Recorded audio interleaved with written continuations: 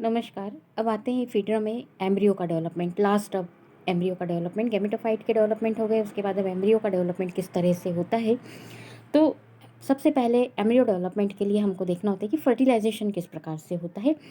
जैसा कि पॉलिनेशन के बाद जो फर्टिलाइजेशन होता है, अब दो प्रोसेस होती है, एक पॉलिनेशन, दूसरा फर्टिलाइजेशन। तो फर्टिलाइजेशन के दौरान क्या होगा, जब पॉलन ग्रेन वहाँ पर आर्चिगोनियल चैम्बर पर जब गिरे, पॉलन चैम्बर में गिरे, तो पॉलन चैम्बर में वहाँ पर उसका जो गैमेटोफाइट का डेवलपमेंट हुआ, फीमेल मेल गैमेटोफाइट का, उस समय वहाँ पर पॉलन ट्यूब के अंदर दो मेल गैमिट, एक ट्यूब न्यूक्लियस और एक स्टॉक सेल, इस तरह से ये 5 सेल वहाँ सॉरी 4 सेल इसके अंदर पाई जाती हैं। उस समय ये ट्यूब जो है, पॉलन ट्यूब, अब ये ओव्यूल के अंदर प्रवेश करती है और वहाँ पहुँच के इसका ऊपरी सिरा फट जाता है। और ऊपरी सिरा फटने के बाद जितनी भी इसके अंदर जो केंद्रक हैं वो फ्री हो जाते हैं। तो दो मेल गैमीट, एक ट्यूब केंद्रक और एक स्टॉक केंद्रक, ये वहाँ पर मुक्त हो जाते हैं। अब ये जो दोनों मेल गैमीट है, ये एक न्यूक्लियस से फ्यूज़ होकर जाइगोट का निर्माण करते हैं। और जो यहाँ पर जाइगोट का निर्माण हुआ, कुछ साइंटिस्ट के अनुसार, जैसे मूले, खान, इनके द्वारा जो इफिड्रा के अंदर अध्ययन किया गया, उससे पता चलता है कि जो दूसरा मेल गैमीट है वो वेंट्रल कैनाल सेल से फ्यूज़ होता है, जिसके परिणाम स्वरूप एम्ब्रियो का निर्माण नहीं होता है। और आवृत्तबीजी पौधों के अंदर जो यहाँ पर ट्रिपल डबल फर्टिलाइजेशन की जो प्रोसेस होती है, उसके समान होता है। किंतु डबल फर्टिलाइजेशन से कोई स्पष्ट यहाँ पर जातिवृत्ति महत्व नहीं है। तो यहाँ पर मेल गैमीट का फ्यूज़न हुआ और जाइगोट का निर्माण हो जाता है। इसके बाद अब जाइगोट के निर्माण के बाद एम्ब्रियो का डेवलपमेंट किस प्रकार से होता है। तो एम्ब्रियो डेवलपमेंट की सारी स्टेजेस इफिड्रा ट्राइफर्का के अंदर की गई है। तो जाइगोट का निर्माण, जो कि 2n द्विगुणित होता है, इसके अंदर फ्री न्यूक्लियर डिवीज़न होता है और फ्री न्यूक्लियर डिवीज़न से 8 केंद्रकों का निर्माण होता है। उसके कुछ समय के बाद 8 केंद्रक के निर्माण के कुछ समय के बाद ये स्वतंत्र केंद्रक चारों ओर एक भित्ति के द्वारा घिर जाते हैं।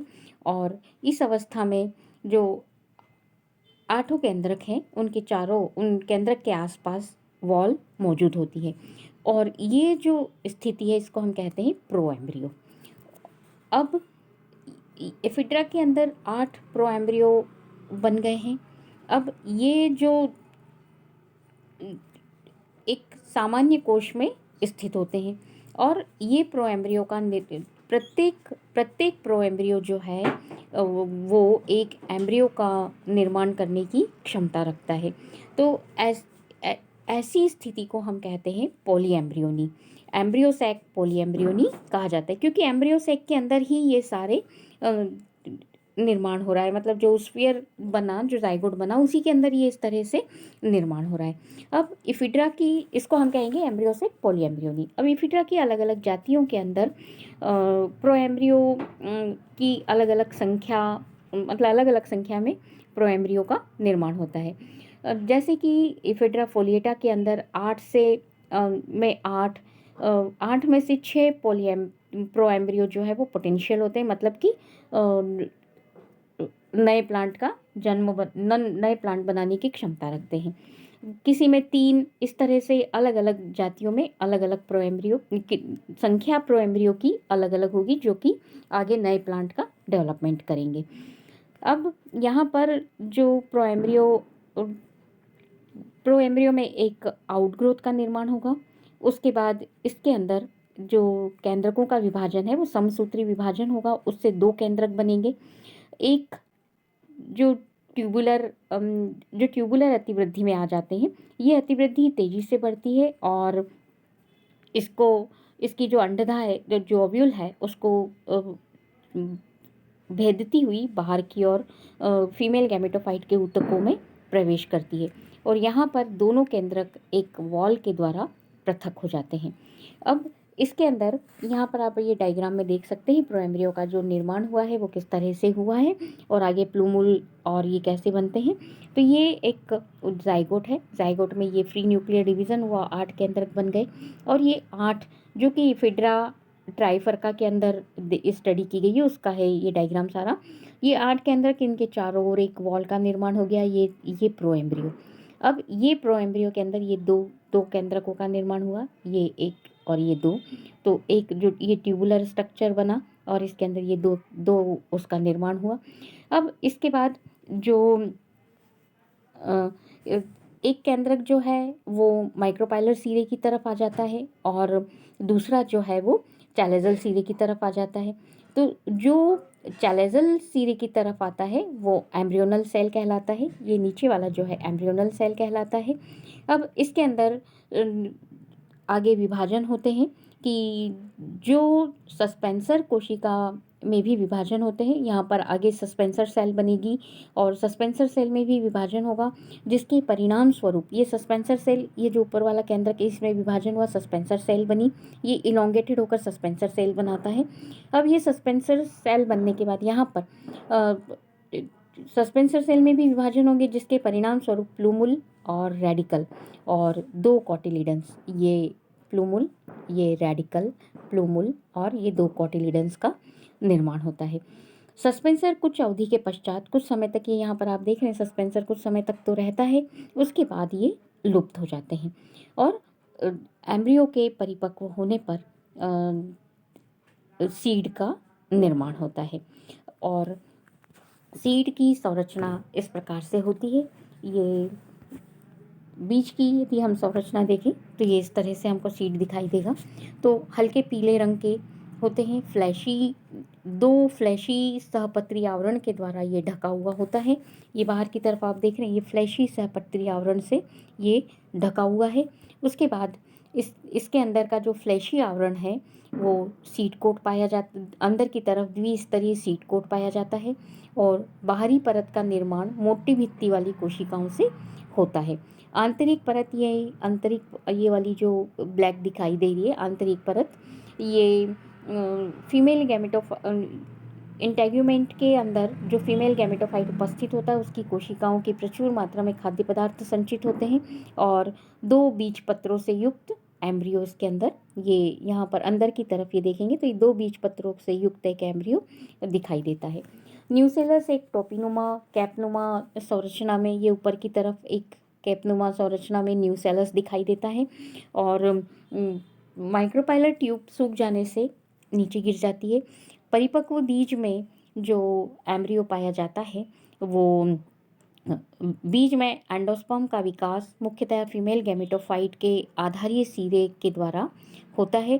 एंडोस्पर्म परिधि से केंद्र की ओर 4 स्पष्ट क्षेत्रों में विभेदित होता है और ये जो 4 क्षेत्र है वो है हॉरिजॉन्टल जोन, स्टार्च एंड प्रोटियोलिपिड क्षेत्र, स्टार्च जोन और सेंट्रल जोन।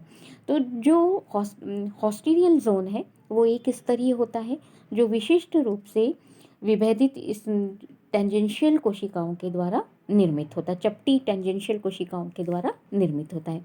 इन कोशिकाओं में प्रचुर मात्रा में साइटोप्लाज्म उपस्थित होता है। स्टार्च और दूसरा जो एक क्षेत्र है स्टार्च और प्रोटियोलिपिड जोन, फिर स्टार्च जोन, इसके अंदर सिर्फ स्टार्च कोशिकाएं ही पाई जाती हैं। सेंट्रल जोन जो स्टार्च रहित होता है और सकरा होता है। ये सीड का स्ट्रक्चर होता है। अब सीड का जो जर्मिनेशन है तो इपीजियल प्रकार का जर्मिनेशन होता है। इसके अंदर दो हरे रंग के कॉटिलिडन्स भूमि के ऊपर जर्मिनेट होकर दो कॉटिलिडन्स भूमि के ऊपर आ जाते हैं, इसीलिए इसको इपीजियल जर्मिनेशन कहा जाता है। इन बीज पत्रों में समानांतर वैन्स मौजूद होती हैं और आधारी भाग में ये आपस में जुड़े हुए होते हैं। यहाँ पर आप डायग्राम में देख सकते हैं, ये सीड है, रेडिकल टेस्टा के फटने से रेडिकल बाहर आता है और फिर रेडिकल और ये रूट कैप का निर्माण होता है। रेडिकल और प्लूमुल डेवलप हुए और ये कॉटिलिडन्स बाहर की तरफ ऊपर भूमि के ऊपर आ गए, ये दो कॉटिलिडन्स। अब ये कॉटिलिडन्स कुछ समय तक एक निश्चित ऊंचाई 3 से 4 सेंटीमीटर प्राप्त करने तक वृद्धिशील रहते हैं। इफिड्रा की प्रजातियों में जैसे इफिड्रा ट्राइफरिका, इसके अंदर वीवी पेरी प्रकार भी पाया जाता है, अर्थात जो फीमेल कोन है उसी के अंदर बीज का अंकुरण प्रारंभ हो जाता है। इफिड्रा में एम्ब्रियो विश्राम की अवस्था भी बहुत अल्पकाल के लिए होती है और इनके अंदर अंकुरण तुरंत ही हो जाता है। इसका जो इकोनॉमिक इम्पोर्टेंस है इफिड्रा का, तो इफिड्रा की जो विभिन्न प्रजातियां हैं, ये एक इफिड्रिन ये तो पूरा इसका डेवलपमेंट हो गया। अब इसके बाद इसका इकोनॉमिक इम्पोर्टेंस क्या है इफिड्रा का, तो इफिड्रा की जो कुछ प्रजातियां हैं जैसे इंटरमीडिया, इफिड्रा जेरार्डियाना, इनसे एक इफिड्रिन नाम का एल्केलॉइड प्राप्त होता है जो अस्थमा, जो बुखार और अस्थमा, सूखी खांसी, इस तरह से उसके अंदर उपयोग में आता है। इफिड्रा जिरार्डियाना से टिंचर का उपयोग हृदय रोग के उपचार में और एक उत्तेजक दवा के रूप में किया जाता है। रूस में इसकी जड़ों से काढ़ा तैयार किया जाता है जो कि गठिया रोग के उपचार के लिए प्रयुक्त होता है। जिरार्डियाना के जो कॉर्म होते हैं वो तिब्बती लोग ईंधन के रूप में काम में लेते हैं। अब ये जो इफिड्रा है, ये तो इसका इकोनॉमिक इम्पोर्टेंस हो गया। अब इफिड्रा जो है ये कुछ लक्षण में जिम्नोस्पर्म से समानता दिखाता है और कुछ लक्षणों में ये एंजियोस्पर्म से भी समानता दिखाता है। तो जिम्नोस्पर्म से जो सिमिलैरिटी है वो है कि इसके अंदर जो फ्लावर होते हैं उनके अंदर स्टाइल और स्टिग्मा अनुपस्थित होते हैं। ओव्यूल जो है वो नेकेड होता है। मेल गैमेटोफाइट में प्रोथैलियल सेल, ट्यूब सेल और स्टॉक सेल, दो गैमेट्स पाए जाते हैं।